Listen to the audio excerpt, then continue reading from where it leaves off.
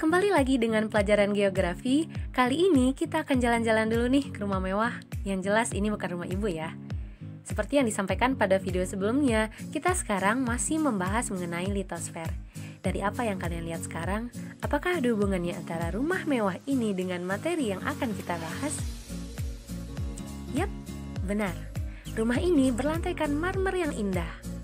Ada yang tahu lantai marmer ini terbuat dari apa? Kayu? Batu. Dan bagaimana marmer ini bisa terbentuk? Kalian akan menemukan jawabannya pada pembahasan kita kali ini. Sudah bisa ditebakkan apa yang akan kita bahas? Yap, kali ini kita akan membahas mengenai siklus batuan dan apa saja jenis-jenis batuan tersebut.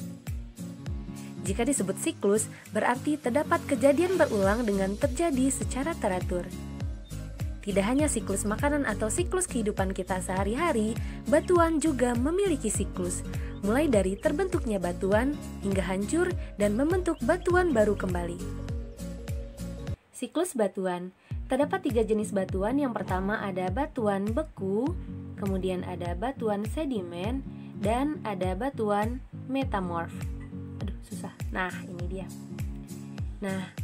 Dari gambar yang kalian lihat, terdapat panah-panah yang mengarah satu dengan yang lainnya. Kita akan bahas satu persatu bagaimana 3 batuan ini bisa terbentuk. Siklus batuan kita bahas pertama, batuan beku. Batuan beku adalah batuan yang terbentuk dari magma yang mengalami pembekuan. Ada kata cooling and solidification, yaitu pendinginan dan pemadatan. Nah, magma yang panas ini mengalami pendinginan kemudian memadat membentuk batuan beku. Untuk batuan beku ini sendiri terdapat 3 macam, yaitu batuan beku dalam, yaitu batuan beku yang terbentuk di dalam permukaan bumi. Kemudian ada batuan beku korok atau gang. Kalian lihat celah yang kecil-kecil itu, yaitu batuan beku yang terbentuk di antara celah-celah atau rekahan-rekahan kerak bumi. Dan terakhir ada batuan beku luar, yaitu batuan beku yang terbentuk di luar permukaan bumi.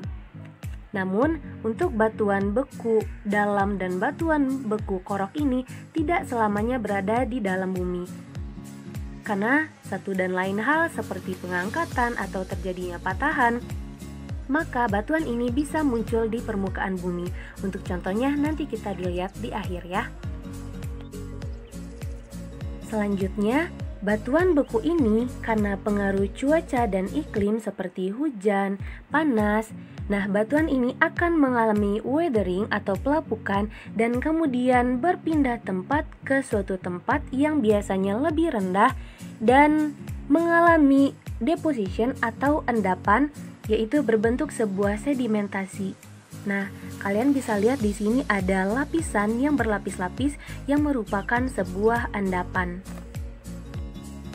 Tidak hanya itu, sedimentasi ini juga bisa berasal dari batuan metamorf. Batuan metamorf yang mengalami weathering, kemudian berpindah tempat dan mengalami pengendapan akan membentuk sedimen-sedimen ini. Inilah yang menjadi cikal bakal terbentuknya batuan sedimen, di mana batuan sedimen ini adalah batuan yang terbentuk dari endapan hasil proses pelarutan atau pengikisan batuan yang sudah ada sebelumnya, baik berasal dari batuan beku ataupun batuan metamorf. Batuan-batuan seperti batuan metamorf ini mengalami uplift atau pengangkatan, atau bisa juga berasal dari batuan sedimennya sendiri. Ketika dia mengalami pengangkatan, kemudian dia mengalami pelapukan, berpindah tempat dan mengendap, dia juga akan menjadi bahan yang mengendap di daerah sedimentasi ini. Kemudian sedimentasi ini mengalami cementation dan compaction. Cementation ini penyemenan. Kalian bisa membayangkan ketika orang melakukan sebuah pekerjaan penyemenan. Menyemen berarti ada yang direkatkan, seperti batu bata yang direkatkan antara batu bata.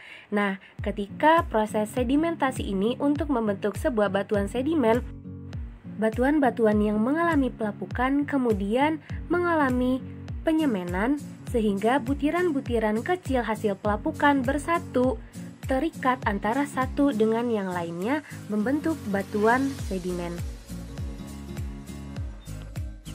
Berlanjut, batuan sedimen dan batuan beku jika mengalami tekanan, panas dan tekanan, dia akan berubah menjadi batuan metamorf.